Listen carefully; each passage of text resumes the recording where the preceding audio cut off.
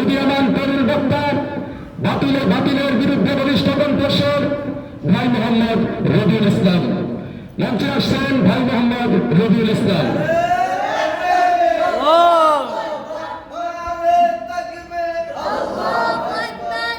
দীর্ঘ সময় ধরে বক্তৃতা দিয়েছেন, আলহামদুলিল্লাহ। কষ্টের পরে অবশ্যই বৃষ্টি আছে। 2025 এখান থেকে 9 জন আলহামদুলিল্লাহ উপস্থিত হয়েছেন এবং সুন্দর বক্তৃতা উপস্থাপন করেছেন। কারণগুলো আপনি দূর করে সামনের দিকে চেষ্টা করবেন যাতে করে কাঙ্ক্ষিত ফলাফল অর্জন করতে পারেন। তো 9 জনের মধ্যে আমাদের প্রথম স্থান যিনি অধিকার করেছেন মোহাম্মদ রবিউল ইসলাম। আমাদের ডক্টর জামিয়ার আবশ্যক কিছু উপহার ব্যবস্থা করেছেন। আমি প্রথম স্থান যিনি অধিকার করেছেন তাকে দৃষ্টি আকর্ষণ করবো রিটার্ন মাদ্রাসা প্রিন্সিপাল থেকে এবং তার উপহার গ্রহণ করে।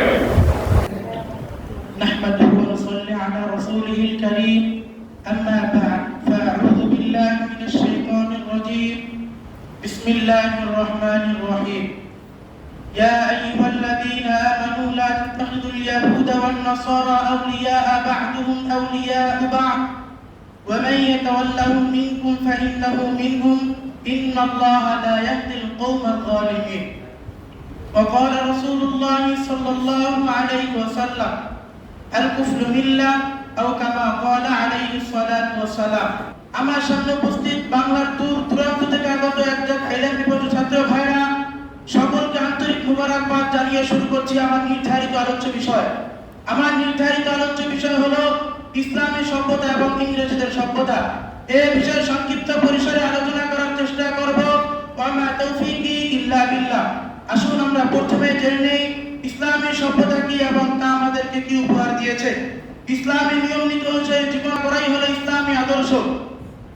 যখন সারা দুনিয়া জুড়ে ছিল অন্যায়, বিচার, জুলুম, নির্যাতন, সামান্য বিষয় নিয়ে হানাহানি, মারামারি, কাটাকাটি লেগেই থাকতো, যখন পৃথিবীতে আদর্শ বলতে কিছুই ছিল না, খুন, হত্যা, জিনা, ব্যভিচার ছিল যাদের নিত্যদিনের অভ্যাস, তখন আল্লাহ তাআলা কুরআনুল কারীমের সূরা আর ইমরান 103 নম্বর আয়াতে ঘোষণা করেন, ওয়াকুনতুম আলা শাফা হুফরাতিন মিনান নারি ফাআনকাযাকুম মিনহা কাযালিকা ইউবাইয়িনুল্লাহু লাকুম আয়াতিহি লাআল্লাকুম তাহতাদুন।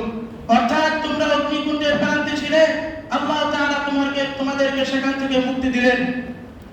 সম্মানিত সুধী, সভ্যতা এবং মানবতার এমন নাজুক মুহূর্তে পৃথিবীর অসভ্য জাতিকে সভ্য জাতিতে পরিণত করার জন্য এই ধরার বুকে আগমন করেন আমার এবং আপনার নবী জনাবে মুহাম্মদ আরবি সাল্লাল্লাহু আলাইহি ওয়াসাল্লাম, যার ফলে পৃথিবীর অসভ্য জাতি সভ্য জাতিতে পরিণত হয়েছিল, যাদের দৃষ্টান্ত কিয়ামত পর্যন্ত কেউ দেখাতে পারবে না।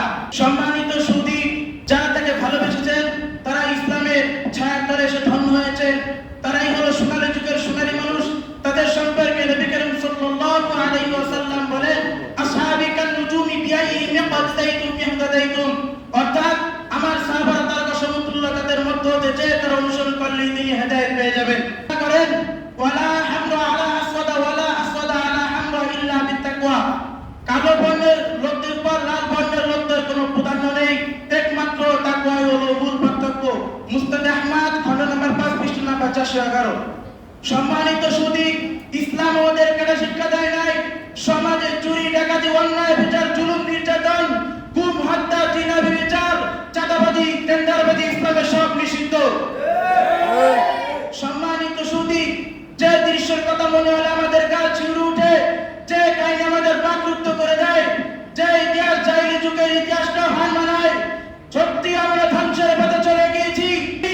আমাদের কি মানবতা বলতে কিছুই নেই? আমাদের রূপার মতো বোনদেরকে পাশের মতো পকেটে না গণধর্ষণ করে নির্মমভাবে হত্যা করে, সেই কাহিনী আমরা ভুলিনি। সুতরাং আগামী দিনে আমাদেরকে শান্তির পথে আসতে হলে অবশ্যই ইসলামী সভ্যতাকে মনে প্রাণ